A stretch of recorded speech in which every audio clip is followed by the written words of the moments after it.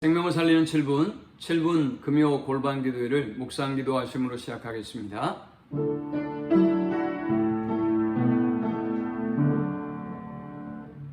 찬송가 312장 드리겠습니다.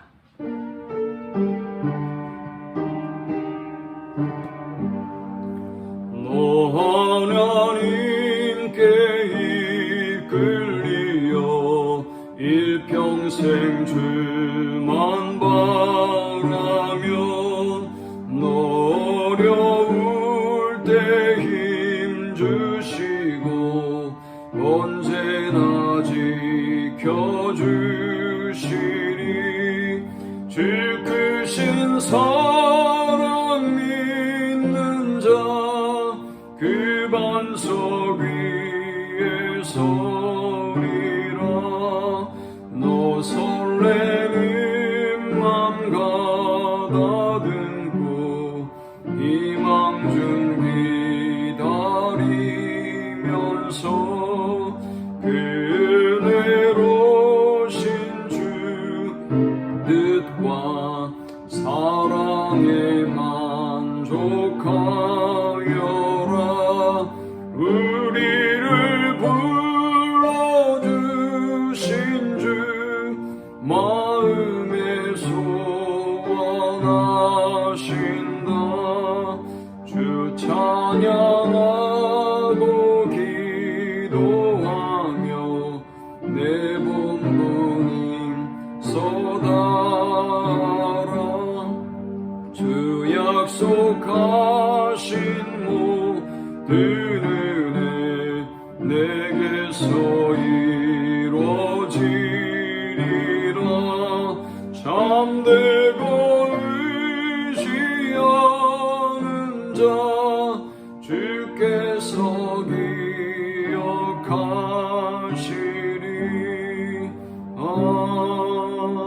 아멘. 이 시간에 주시는 살아계신 하나님의 말씀은 신약성경 요한복음 9장 1절에서 7절의 말씀입니다. 예수께서 길을 가실 때 나을 때부터 맹인된 사람을 보신지라. 제자들이 물어 이르되 랍비여, 이 사람이 맹인으로 난 것이 누구의 죄로 인함이니이까? 자기니이까 그의 부모니이까? 예수께서 대답하시되 이 사람이나 그 부모의 죄로 인한 것이 아니라 그에게서 하나님이 하시는 일을 나타내고자 하심이라. 때가 아직 낮음에 나를 보내신 이의 일을 우리가 하여야 하리라. 밤이 오리니 그때는 아무도 일할 수 없느니라. 내가 세상에 있는 동안에는 세상의 빛이로라. 이 말씀을 하시고 땅에 침을 뱉어 진흙을 이겨 그의 눈에 바르시고 이르시되 실로암 못에 가서 씻으라 하시니, 실로암은 번역하면 보냄을 받았다는 뜻이라. 이에 가서 씻고 밝은 눈으로 왔더라. 아멘. 예수께서 하루는 충격적인 선언을 하셨습니다. 마태복음 25장에 보면 여기 내 형제 중에 지극히 작은 자 하나에게 한 것이 곧 나에게 한 것이다 라고 말씀하셨습니다. 여기 본문의 문맥에서 작은 자들이란 병든 자, 감옥에 갇혀 있는 자, 또 가난하고 헐벗은 자들을 의미합니다. 주님은 이렇게 연약한 자들에게 사랑을 베푸는 것, 그것이 곧 자신에게 한 것이라고 말씀하셨습니다. 우리는 예수님의 삶을 통해서 예수님의 삶의 습관이 사랑의 삶인 것을 알 수 있습니다. 우리는 그리스도인으로서 그의 삶을 쫓아야 할 것입니다. 오늘 이 본문에서 볼 수 있는 예수님의 사랑의 삶, 그 세 가지의 특징이 있는데요. 첫 번째는 편견 없는 사랑입니다. 당시의 사람들은 이 맹인들을 매우 낮게 보았습니다. 2절에 보니까 제자들이 물어 이르되 랍비여, 이 사람이 맹인으로 난 것이 누구의 죄로 인함이니까? 자기니까 그의 부모니까? 라고 묻습니다. 그들은 맹인이기 때문에 그들을 차별했을 뿐만이 아니라 그들의 인식 속에는 그들이 맹인된 것이 자신들의 죄거나 혹은 부모의 죄로 인함이라고 여겼던 것입니다. 이 질문에 주님은 그들의 종교적이고 또 문화적인 우월의식을 가지고 있는 그들에게 주님은 이렇게 말씀하셨습니다. 예수께서 대답하시되 이 사람이나 그 부모의 죄로 인한 것이 아니라 그에게서 하나님이 하시는 일을 나타내고자 하심이라. 주님은 그를 맹인이라고 하지 않으시고 이 사람이다 라고 말씀하셨습니다. 주님은 그를 전혀 다른 관점에서 보고 계시는 것입니다. 또 그들의 죄로 인함이 아니라 그들은 고통과 아픔을 가지고 있지만 이것을 통해서 하나님의 영광을 나타내고자 한다라고 말씀하셨습니다. 주님은 이렇게 편견 없는 사랑으로 사랑하셨습니다. 우리도 편견 없는 주님의 사랑을 쫓아 사랑의 삶을 살아야 될 줄 믿습니다. 주님이 본문에서 보여주는 두 번째 사랑의 삶은 사랑이 사명인 삶입니다. 4절은 때가 아직 낮음에 나를 보내신 이의 일을 우리가 하여야 하리라. 밤이 오리니 그때는 아무도 일할 수 없느니라 라고 말씀합니다. 우리를 보내신 분이 계시며 우리를 보내신 분이 이렇게 낮은 자, 연약한 자들을 사랑하는 삶을 살라고 보내셨다는 말씀입니다.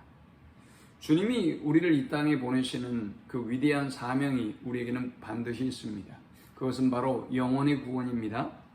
또한 두 번째는 위대한 계명인 이웃 사랑을 실천하는 삶인 것입니다. 우리는 이 사랑의 삶을 그저 간단히 해도 되고 하지 않아도 되는 것으로 여겨서는 안 되는 것입니다. 주님처럼 이것을 우리를 보내신 사명으로 받아들일 때 우리는 주님처럼 사랑의 삶을 실천할 수 있을 것입니다. 세 번째, 주님의 사랑은 필요를 채우는 사랑입니다. 어떤 사람은 사랑을 실천하는 삶을 통해서 자기 만족을 추구하거나 자기 의의를 드러내고자 하는 사람들이 있습니다. 그러나 주님은 철저하게 오늘 연약한 자, 즉 맹인의 필요를 채워주시는 사랑을 실천해 보여주셨습니다.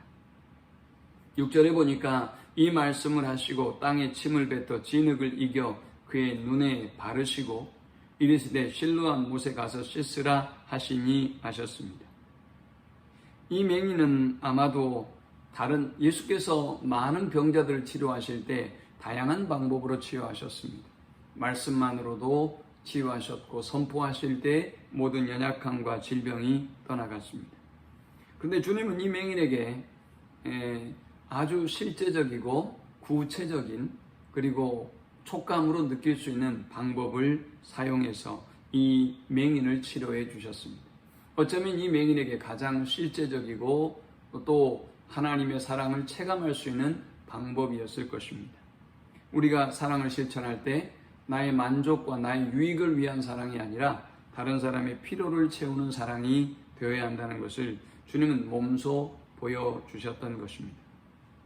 우리도 주님을 따라 다른 사람의 필요를 채워주는 사랑이 사명인 삶, 또 편견 없는 사랑의 삶을 통해서 하나님께 영광을 돌리고 또 많은 사람을 그리스도께 인도하는 우리가 되기를 축원합니다. 하나님 감사합니다. 오늘도 예수 그리스도의 삶을 쫓아 우리가 사랑의 삶을 실천하기를 원합니다. 그러나 우리는 연약하고 악하여 주님의 그 삶을 따라 순종하고 실천할 수 없는 연약한 죄인임을 고백합니다.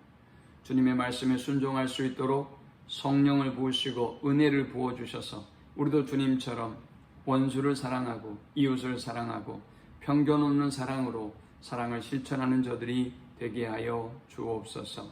예수님의 이름으로 기도합니다. 아멘.